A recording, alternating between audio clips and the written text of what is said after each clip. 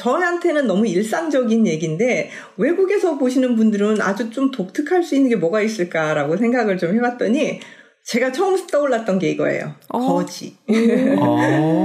거지나 노숙자 보는 거 쉽지 않아요. 물론 있긴 있겠지만 그 길거리에서 이렇게 흔하게 볼 수가 없고요. 제가 홍천에서 만나는 거지는 이분 한 분밖에 없으세요. 그래서 양해를 구하고 사진을 좀 찍긴 했는데 그래도 이제 얼굴을 공개하는 건 좀 아닌 것 같아가지고 중국식으로 좀 이렇게 처리를 했긴 했는데 네. 이분 같은 경우는 이제 하체를 못 쓰시고 이게 사지로 이렇게 걸으세요. 그래서 비가 오는 날이든 아니든 계속 이렇게 오시는데 좀 마음이 안쓰러울 때가 있어서 이렇게 돈을 주고 싶어도 요즘에 중국에서는 다 핸드폰 하나만 가지고 카드도 안 쓰다 보니까 드릴 수가 없는 거예요. 근데 거지분들도 진화해서 이분 딱 가슴에 있는 명찰패가 한번 보시면 이거 보이시나요? 네. 중국에서는 다 QR코드로 결제를 하다 보니까 이분도 본인 QR을 딱 해서 목에 걸고 다니시는 거예요. 이분은 이제 기어 다니시니까 목에다 걸고 누가 주려고 하면 이렇게 딱 QR을 보는데 이제 내가 알리페이로 주겠다 그러면 이건 알리페이지고 D를 딱 하면 위챗페이 이걸 받을 수가 있어요. 그래서 이걸 스캔해서 거지지만 거기에다 이제 저희가 일정 부분 드릴 수 있게 이분도 이제 옛날처럼 이렇게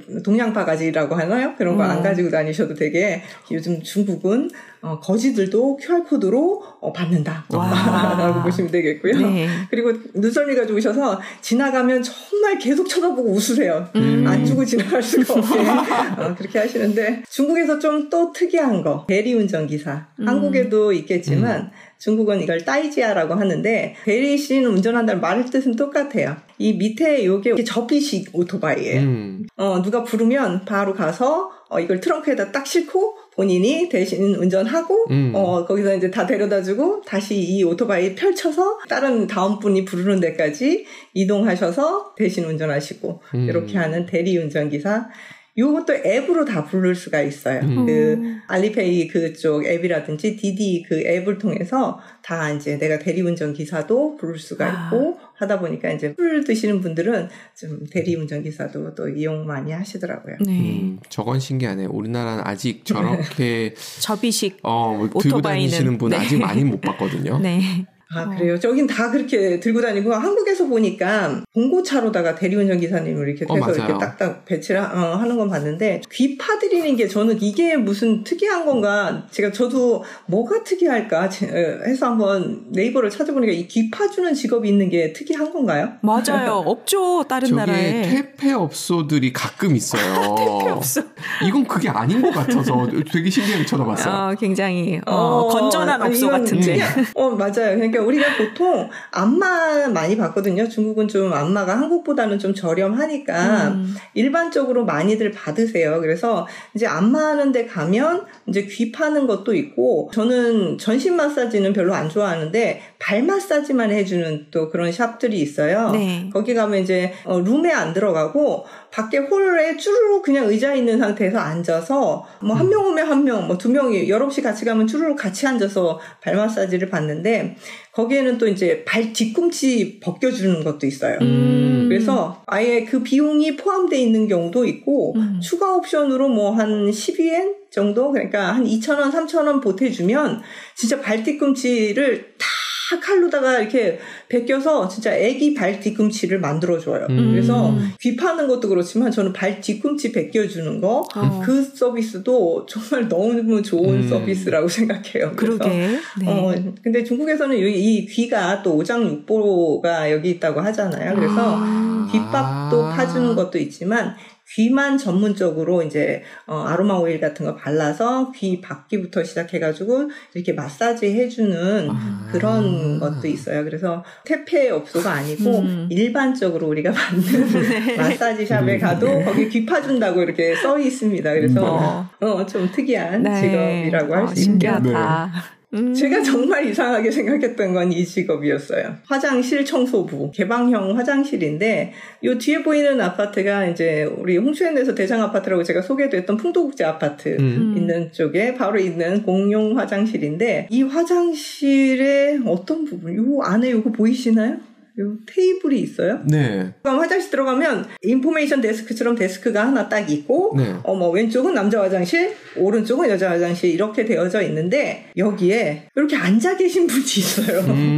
이분이 이 화장실을 담당해서 청소하시는 담당 아주머니신데, 그러니까 청소하실 때는 하시고 아닐 때는 이렇게 앉아 계시는 거예요. 여기로 출근을 하시는 거죠. 그래서 아침 몇 시에 출근하고 몇 시에 퇴근하고 얼굴을 제가 찍기가 그분도 좀 거부하시기도 해서 제가 이제 얼굴은 미처 찍지는 못했는데 화장실마다 이렇게 근무하시는 분이 있어요. 그래서 공용 화장실 같은 경우 24시간 개방형도 있고 이 화장실 같은 경우는 한 9시 정도 저녁 9시 정도 문을 닫는 것 같아요. 그러면 그때 이제 문 닫고 퇴근하시는 거예요. 그래서 지키는 분이 계시네. 8시에서 4시까지 하시는 분이 있고, 네. 그 다음에 이제 교체되면 2부로 이제 4시부터 저녁 9시까지 이런 식으로 해서 화장실을 관리하고 청소하시는 분이 화장실마다 규정되어 있더라고요. 한국이나 외국에서 이제 상하이 관광 많이 오시잖아요. 그래서 네. 저도 이렇게 막 찾아보다 보니까 어떤 외국인이 올린 거예요. 근데 이제, 상하이에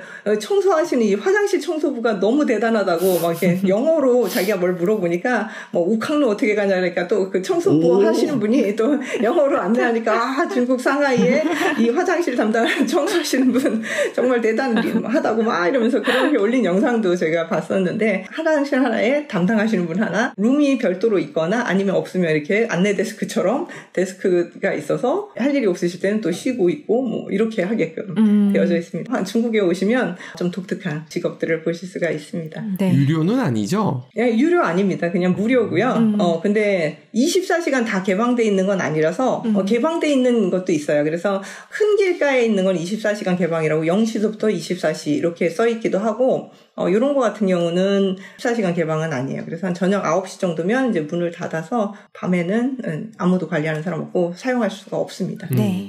체코를 가면은 화장실에 그분은 청소하시는 분은 아닌 것 돈 같은데 받는 돈을 분. 받죠. 그래서 돈만 받으시고 청소는 안 하시는 분 청소는 잘 모르겠어요. 네. 중국 화장실 더럽다는 선입견 많으신데 이렇게 담당하시는 분 있는 화장실은 정말 깨끗해요. 그렇겠네요. 바로 치우시고 이분은 이것만 관할하니까 네. 그러니까 하루에 몇 번 이상 청소해야 되고 지난번에 이제 청소부 모집하는 공고란을 봤는데 2시간마다 소독해야 되고 급여는 얼마다 몇 시부터 몇 시에 일한다 이런 거 공고문도 제가 봤었거든요. 그래서 네. 생각보다 자주 청소를 해야 되는구나 라고 생각했죠.